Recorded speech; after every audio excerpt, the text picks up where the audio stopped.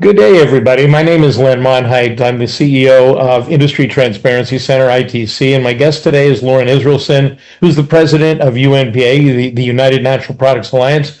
Welcome, Loren. Great to have you here, and we've known each other for a while, and these are interesting times. Thank you, Len. Always happy to talk to you, and these are interesting times. All right, well, let's get right into it. We're going to go about 25 minutes or so. Let's talk about the global stage and what it really means for the dietary supplement and nutraceutical industry. It's been a very tumultuous couple of years. Very difficult to predict with any authority what sort of the horizon, the near term or longer term horizon is. What do you see happening amongst your member companies? So what's the current geopolitical take in this time? Wow. An ever complicated question and problem, for the reasons that I think everybody is so familiar with, is we're broken now into an evolving global scene of three major markets that are not just commercial but also political markets, and that's changing the dynamics of trade agreements, of supply chains, of relationships, where the emphasis is, it used to be on U.S.-China relations was really a dominant factor. A year and a half ago. It's become clear as things have moved to the Middle East, suddenly there's a repositioning of interests and where time and money is being allocated. We also found out what comes through the Middle East or from the Middle East. We had no idea. Yep. And the levels of disruption. Somebody said the other day, I thought it was a great line, is that war is the best way to learn geography. For those of us that that didn't study very much, is we now know where and what the Straits of Hormuz is, and as we have learned other things along the way. So, wow, from the blessed time pre-COVID, so we really stretch it out and kind of look at how long have we been, I would say, on the battlefield. It's now feeling like it's 6 years going on 7. The massive disruptions created by COVID, some of which became permanent changes. Yep. And the obvious ones is where and how we work. And over time, we're now seeing companies saying, listen, we need you back in the office. And there's a lot of folks that say, I'm not so sure I'm keen to go. And people are having to make some tough personal decisions in that regard. Finding high quality staff, difficult, partly because we've now become a remote society in terms of how we work and operate. Forecasting, there's another fun one.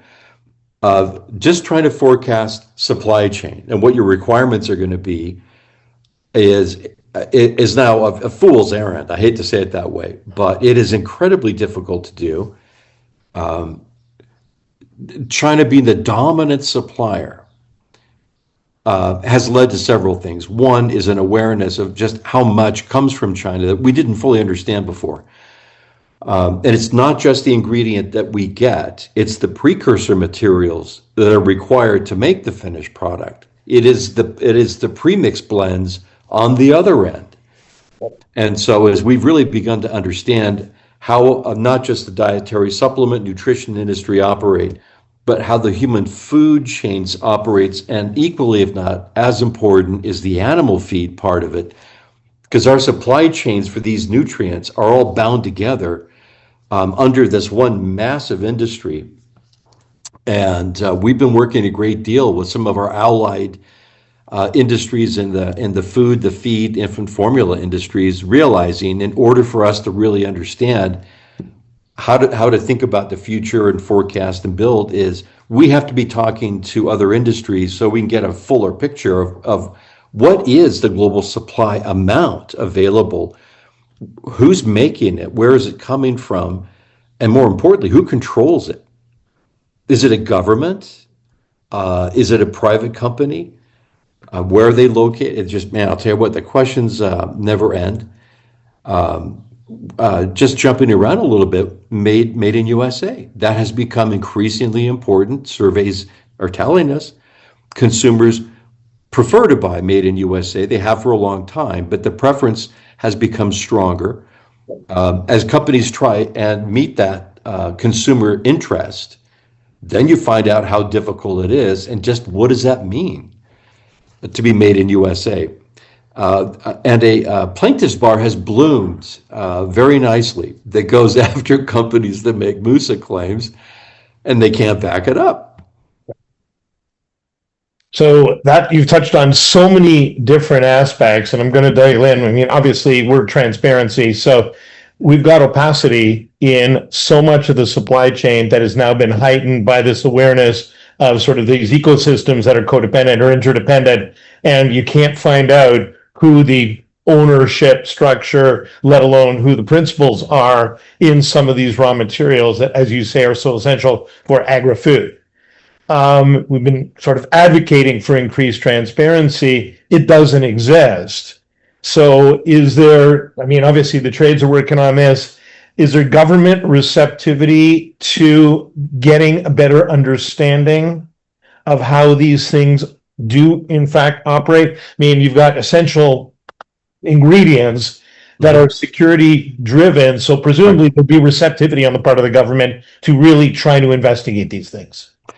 There is, compared to even a few years ago, in the previous administration, there was an identified list of about 20 very specific products or technologies of high interest to the United States that were considered to be either national security or economic independence, very wide-ranging. Everything from the dock cranes at shipyards that receive and offload containers. They're not made in the United States, nor is the software that runs them. Take a guess where they're made, where the software comes from. China, yeah. That's on the list. A lot of other things you would expect. Microchips, rare earth minerals. Guess what was not on the list until there was some very hard pushing? Critical nutrients. So, roll forward, current administration, same set of drivers of we have got to get a better grip on and create domestic capacity for fill in the blank. We have continued to advocate for critical nutrients as a part of that vision. We're making progress. I cannot say that we're at a point where action is imminent. It boils down to economics. As it usually does, is as we have now seen, the consolidation of the manufacture of nutrients and related types of dietary ingredients is centered in China. We used to have capacity in the United States. This is many years ago. But again, for cost reasons and other reasons, it shifted toward Europe and went to Switzerland, Germany. There was some in Italy and France as well. And then it began to shift. Japan became a key marketplace. Taiwan is more involved than we think, as are other countries. But ultimately, China became the dominant supplier, and it was simply they were able to do it at scale and at cost that nobody can compete with. That's our problem. Yep. Is who is going to put up the capital to build what would be a very expensive facility to manufacture if you use old chemistry, just the traditional way of making chemicals? Well, our choices are we can roll forward and move into biotechnology. We can do some really cool things, but we're in the natural product industry. Is that something our consumers would favor or not? The other question is you need a floor. You've got to be able to set a price point to say, if we build it, will they come? And the only reason that an investor group would decide to produce in the United States generally is you have a base floor that typically the government agrees to pay. Yep. So that should the price of X ingredient suddenly fall by 90%, that brand new facility doesn't sit empty. But subsidization of that sort is also a challenging commitment and not part of current policy. Nope. No, not for our industry, for sure. Yes, absolutely. We have seen that in other industries. It is clearly a case of awareness, of understanding. It's abundantly clear with chips, rare earth minerals. We saw that with glyphosate, interestingly enough. Yep. Um, we think the case for critical nutrients is self-evident. So far, it's not evident to everybody. And it's certainly not on the radar of CEOs in the nutrition industry globally adequately. Correct. It's not. So there's work to be done. Okay, let's shift a little bit. And part of the geopolitical conversation, and you haven't mentioned India at all. And so let's shift and talk about the China-India dynamic and what that means for us here as a generally input consuming industry in North America. China, India represent the two major suppliers for the United States to our industry.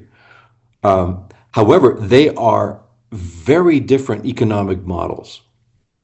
Very different. China has been able both to withstand the tremendous, I would say, tariff policies of the United States, and have probably come through on the other side more prepared and more capable both to negotiate as well as to produce goods in a global marketplace, de-emphasizing the United States as a destination market. Yep. And putting much more effort into to Europe, into EMEA, and even Asia itself. India, very different economy. It is people power, and it's based on a different political structure entirely. India is fascinating in terms of how it operates and how it runs as a country, and the potential is enormous. We continue to look at India as it could be this an alternative to China for a lot of the, I would say, the pick and shovel kind of manufacturing that we're interested in for nutrients.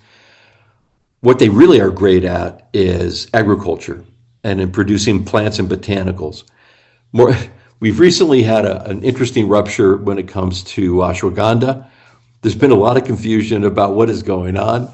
I have spent a lot of time trying to be sure I understand, and I'm sure that I don't understand. And I'm okay with that. Is that it seems to be a very fluid situation, and we're doing our best to try and stay on top of it. There are others that are more expert than I am, but all I can say is this would make a great novel. Yeah, you can't make this stuff up, this situation. And I think that, I mean, if we go back to India, I've spent a lot of time trying to understand the various industry marketplaces and the industry impacts and context in India. And one of the things that struck me was a tension that I think we're now seeing manifest between Ayush and Ayurveda versus nutraceuticals. Mm-hmm. And I think that the ashwagandha situation, we'll describe that in a second, but is a manifestation of that coming home to roost, whereas you have a traditional practice using a particular plant part, but then you have an active ingredient identified or active ingredients identified that then give rise to nutraceutical product development. And you have both alive and well in India, a emphasis on nutraceuticals. But here in the rest of the world, it's almost like that distinction isn't really there. Mm-hmm. And certainly it's not there from a regulatory perspective because Ayurveda is very, very unique in a regulatory environment in India. So the issue is that it's the root that is used traditionally, the withanolides, which is the identified active ingredient, and that's a whole different topic. The withanolides are present in differing amounts and different withanolides in leaf, and the activity concentrations, therefore, of leaf are all different, but it's all unanimously, anonymously, so I would say, just called ashwagandha products. So you've got a bunch of different issues, and there was a ban on leaf product that was rescinded due to some legal action taken on the part of some companies. But really, the issue is, should we be using ashwagandha leaf when ashwagandha root is at the traditional use epicenter? Well explained, Len. It is very hard to really grasp what has happened. For the U.S. market, what we're left with at the moment is a high level of uncertainty. And because of our litigious nature as a society, the question you gotta ask if you are selling ashwagandha, is it safe? Are leaves safe? Yes or no? The general view I've heard is there is substantial research and evidence to support the safety of leaf. Others will argue the point. Plaintiffs' lawyers love to have the arguments continue. Yep. And it makes companies very nervous. If you're in the C-suite, you're really trying to figure out what to do on this specific, very important product. It has created ripples and waves of disruption. You know better than I how long this is going to go on. EU is taking a hard look at this, as they have for some time already. Yes. So I like a peaceful kingdom. You know, if we can get to a place where there's a general sense of something is safe, and then it's a matter of choice or labeling or disclosure, whatever it may be. I kind of think for the U.S. that's where the answer may lie, is we need to look potentially at modification of label copy in some cases, just so it's really clear to consumers what it is they're buying. Got to be mighty careful when you're doing the analytical work, when you're buying ashwagandha, to make sure you know what you have. A number of products are a combo of root and leaf. That should be clear on the label, just as a general practice. So, yeah, thanks a lot for bringing that up. All right, let's go domestic for a second. And let's talk about dialogues that are currently happening with FDA. I know that there were some overtures early in this administration that people were eager to see what transpired, whether that was MAHA or whether it was the FDA as an agency. What's the current status? And then what does it mean as we come into midterms and then the rest of this administration, do you think? Understanding that it's anybody's crystal ball as to what does transpire, but what's your current thinking? Well, if we start from the beginning of the second Trump administration, is that there was such turmoil at FDA in terms of McCary coming in as the new commissioner. On the day he arrived, a whole bunch of people got fired. And that level of disruption just roiled through FDA as it did NIH, CDC, and elsewhere. Interestingly, the dietary supplement team at ODSP was largely unaffected by that, which is kind of surprising. And we were checking on a regular basis. And then we went through government shutdown, so we couldn't talk to anybody at FDA. There were a series of policy initiatives that were coming from the secretary's office that FDA was to implement, and it was very food, dyes, colors, chemicals heavy.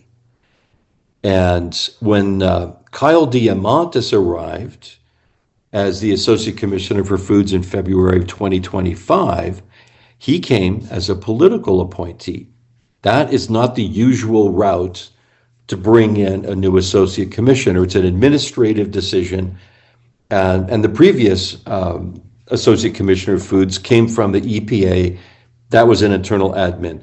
This coming top down means that there is a far more direct line of communication and action between Kyle Diamantis, now acting commissioner. McCary, finally, it was over. The reasons why really don't matter at this point, other than Kyle Diamantis, who was very familiar with the supplement sector. No previous commissioner could ever say that. Whereas with Kyle, we had a quarterly, see, I'm even calling him Kyle. We had a quarterly meeting among the trade associations with an agenda of items that we would discuss with him. And we did that often enough that he really does understand supplement issues.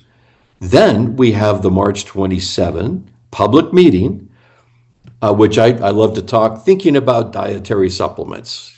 What's it all about, Alfie? And the question is, okay, what is the purpose of this meeting? Is it really to create a platform to say, we're ready to make some policy changes, but we need to set a groundwork on which to do that? Okay. So we see the agenda. The questions are interesting. They put together some nice panels, comment period, 30 days. That's very fast. That's usually indicative of we're getting ready to do something. Yep. What's the something? There were 952 comments filed. The vast majority of those had nothing to do with dietary supplements. They were about kratom. And, yeah, seriously. And they were mostly from individuals. And when you read them, they're actually really touching. These are people that have really suffered and struggled, and kratom has really helped them. Now, why they all decided to file comments to this docket, unrelated topic, is I think they just wanted to tell somebody. Anyway, it made it complicated for us as we're going through and trying to sort out relevant comments that we need to really study carefully, summarize, inform industry. Is there a consensus on some key issues? Yeah, the answer is when you go through the key comments, what we can say is this, is that Section 201 FF, the definition of dietary supplement and ingredient, that it has a very specific enumerated list of individual substances, and then the parenthetical and other ingredients intended to supplement the diet. Yep. And that's the part that FDA continues to scratch their heads and say, we truly don't understand what that means. Now, here's what's interesting. So the meeting begins. Kyle Diamantis, first speaker. And what he said was as supportive and positive as anything I've ever heard from a senior FDA official about the dietary supplement industry. To the point, I decided that UNPA's comments would simply summarize what he said for the record, on the view that many people will not have heard what he said. They're not going to be reading all the comments. They surely ought to know what he said, because it was very supportive. That the industry has grown tremendously. 3/4 of Americans are using dietary supplements. The industry has evolved through innovation and development, and the FDA has not kept pace. That we have not brought a thinking mode to how we should regulate in a modern world. We have to be innovative as well.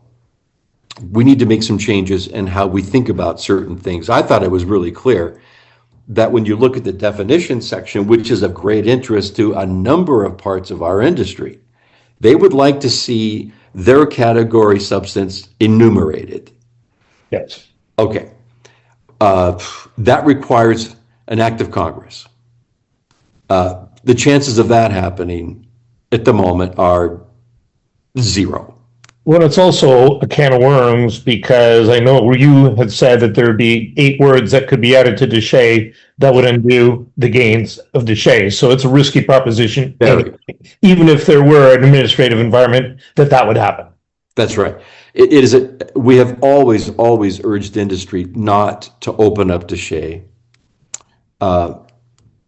So here, the question is, for those that really feel strongly that they want to see certain words added to that list, problem one is, if that were possible to do, but not by legislation, is there a way that FDA can essentially say, listen, we've looked at that definition and it wasn't intended to be all-inclusive. It just wasn't, because you couldn't enumerate everything. And if you did, you'd forget something. And so either you could say, this is it, this is the definitive list and it will never change. It's the 10 commandments of dietary supplements. Or you have that second part, which is how we built it, is to say, there's a whole lot of things out there that we don't even know what they are, that would qualify as a dietary ingredient. And this is the rubric, the language to help companies think through what that looks like. Was it intended to be from a common food source? That's been the rub point. And what Kara Welch said, following Kyle Diamantis's remarks, was, yeah, that section of and other substances refer to substances found in common foods. This we disagree with. That is not what that section means. We have work to do if we're going to get FDA to take a more expansive interpretation of what that means, which would answer and hopefully address the need for other sectors of the industry to have some assurance or confidence that their category is included. And that's important for a number of reasons. Whether you do an NDI, whether you go GRAS, your regulatory status in other countries, it's just there's a lot of really good questions about all that. So now what happens is that we're going to try and make some progress on that long time issue of that one issue. Some of the other key questions that have been hard to deal with is chemical alteration. Yeah. And can we think about that in a different way?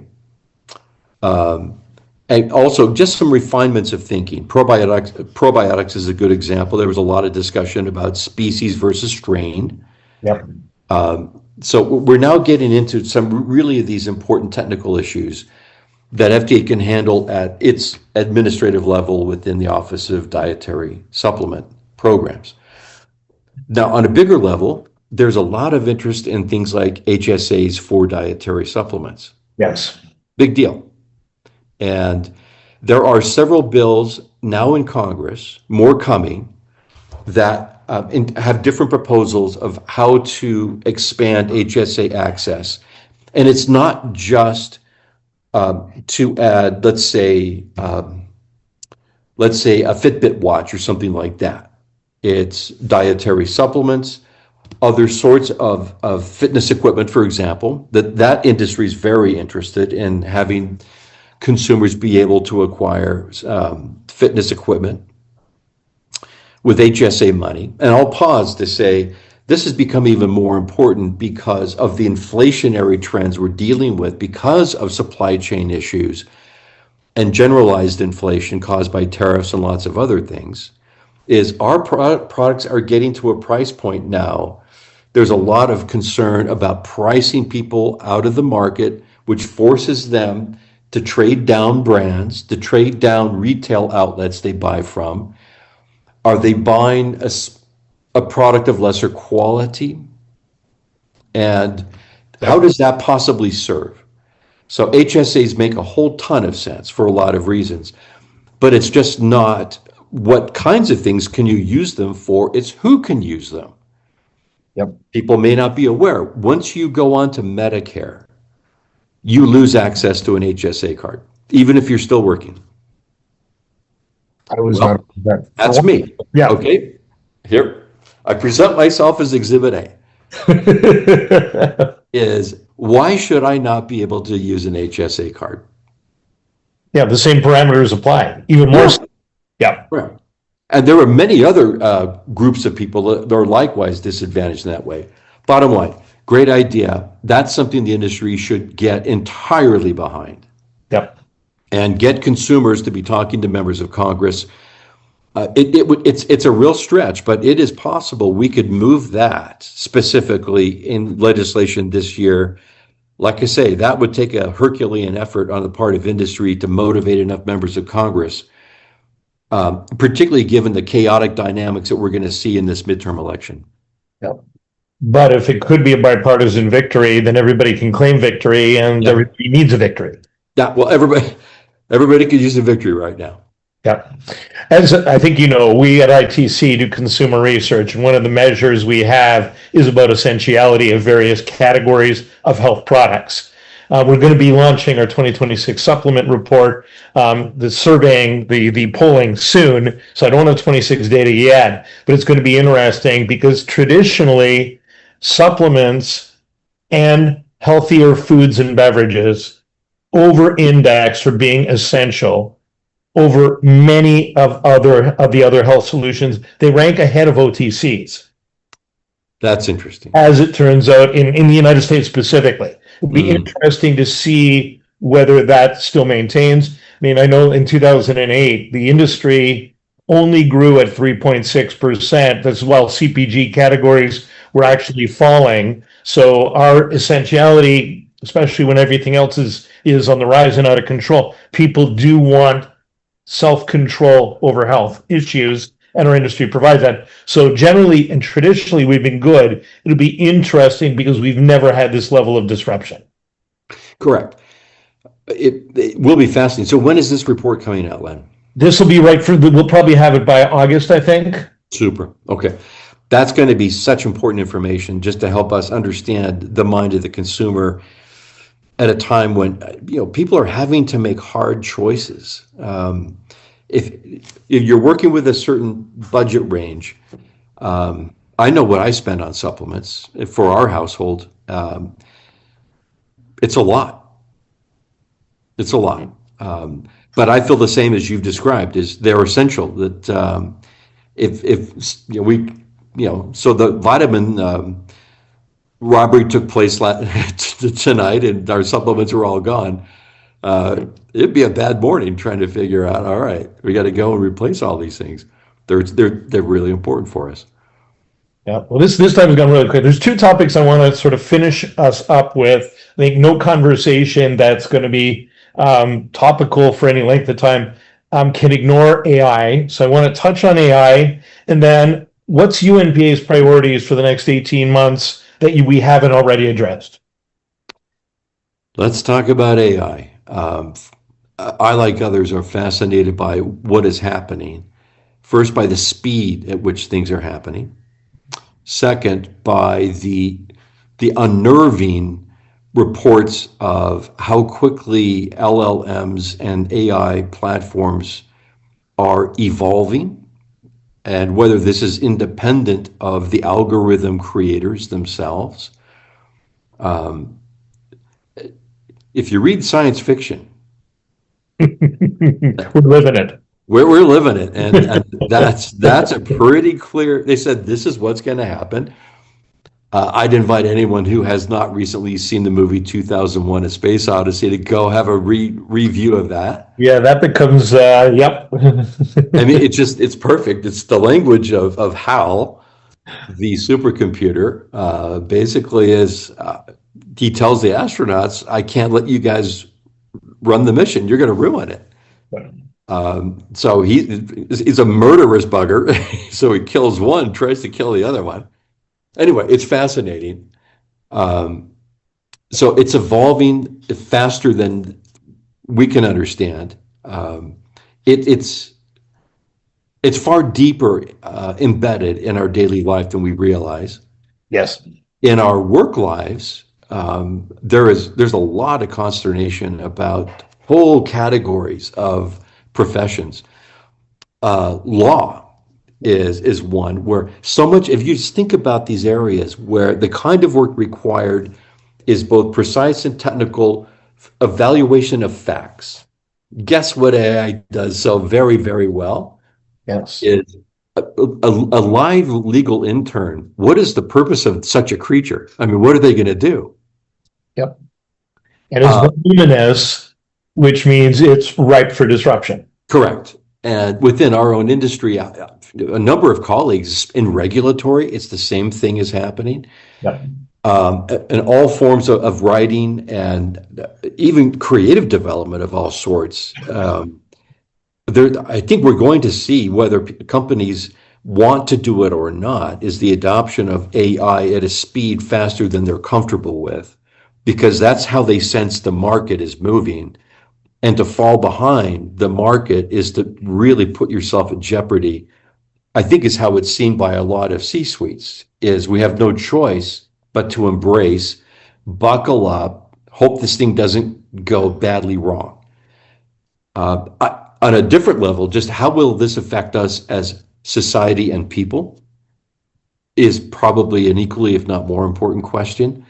The thing I'm most interested in is, as we continue to rely on AI, it is doing the thinking for us. I use Perplexity for a couple of reasons. And when it gives first, it restates my query, and very often I think, yeah, that's what I was trying to say, and so it is rewiring my brain in terms of how I frame, how I think about something, how I ask the question.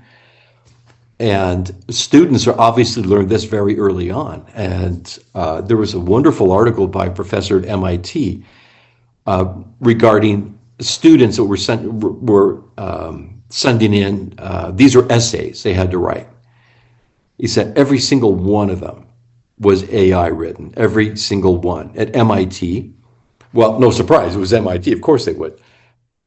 He said what was so sad is these are brilliant kids. These students are the best of the best. And the writing was dull, it was dead, it didn't show any spark of human creation whatsoever. And he said that's his great fear, and that's the one I share, is that it is, we will lose the capacity for many things of problem solving, even curiosity and creativity of all sorts. It does it with GPS today. If your GPS, whatever you're using, stops working, you're going to have to stop the car and pull over because you have no idea where you are and how to get to where you need to go. Well, riffing off that, I mean, it's point to point versus the meander along the road. Perfectly said. Meander along the road often opens up ways of thinking, channels, connections, and other ways of thinking. And so visually, that's what we're losing. Perfectly said. Is that the journey is the destination. We look at it, we talk about innovation, and as people walked through Expo West last year, it was a gigantic show, very successful, but there were some themes of, wow, there's a whole lot of this and this and this out there. Where's the new interesting stuff? And when I think about AI, is that we're all going to probably end up doing the same thing faster and looking even more homogenized than ever before. So who's going to do that real creative thinking and take the journey, which historically in this industry came from people who got sick, couldn't find help and answers, and then they went out and did stuff that nobody thought would work, and they changed the world, they changed themselves and this industry. That's what I fear more than anything else, is that process of discovery of health to being ill to health again is a journey. And brought up the industry perspective on that, because you wonder whether there's going to be a realization, opportunity, and backlash to this artificial versus human, and there will be a revaluing of and recognition of human inputs. And one could hope that it happens in parallel, and it's not too late. I hope so too. The natural product industry, I think, is really vulnerable to overuse of AI because our consumers, far more than I think many other categories, they are looking for and wanting a relationship with the brand, with the company, the people that make the product. The successful companies have understood how to really become more open and transparent. This is who we work with. This is how we do it. If we lose that, then go shop at Kroger. Yeah, and that talks all, I mean, you can even get into the independent retailers versus Amazon as part of that conversation as well. So, okay, we'll close out. A message as to UNPA's mission and close. Well, for this next I can only go for 6 months. Beyond that, I was trying to figure out how long I could get you to, but I know like 6 months is a window. Absolutely. Yeah, 6 months. Well, the thing the plate that dropped in front of us that we really have to deal with is this new alignment of leadership at FDA, and to take full advantage of the fact that Acting Commissioner Diamantis knows and understands the dietary supplement industry. He likes us.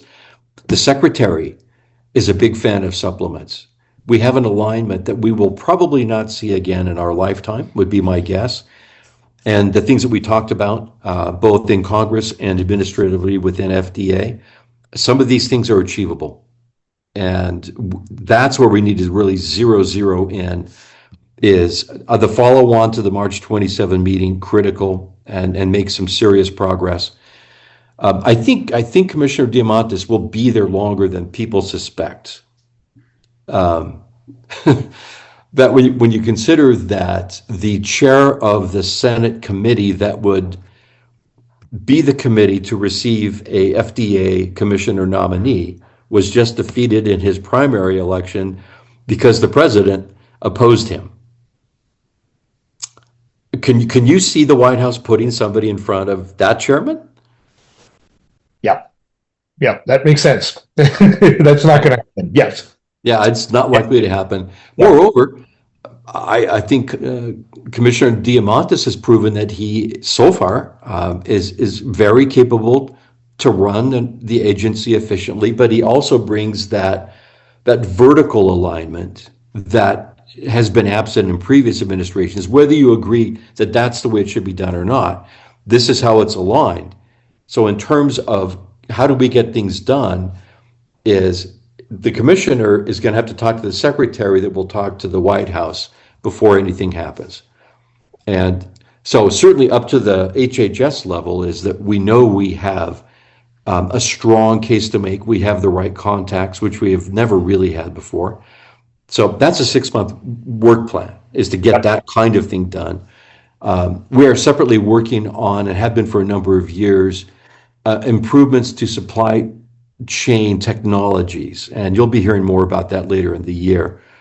Our supply chain is very archaic, and there are far better ways to do things that create more security, better quality from start to finish, where you build in and bake in testing as part of the systems on the front and the back end. Yep. And it would be a big improvement if we could really put our minds around that in the coming year. The elections, this will be an extraordinarily important set of elections coming up in terms of what the priorities will be going forward. So yeah, there's a lot to do. Our list is very long, and more than previous years. It's you wake up in the morning and just try and figure out what's it going to be today. Yep. Well, we will look to tomorrow on another day, but I do want to thank you, Loren. It's been, the time has just flown by as it usually does in our conversations. Yeah. We'll get back to another conversation a little bit later this year. I want to thank you, and it's been a pleasure. Thank you, Len. Always happy to talk to you. And yeah, let's circle back around. I'm sure we have tales to tell come 3 months from now. Absolutely.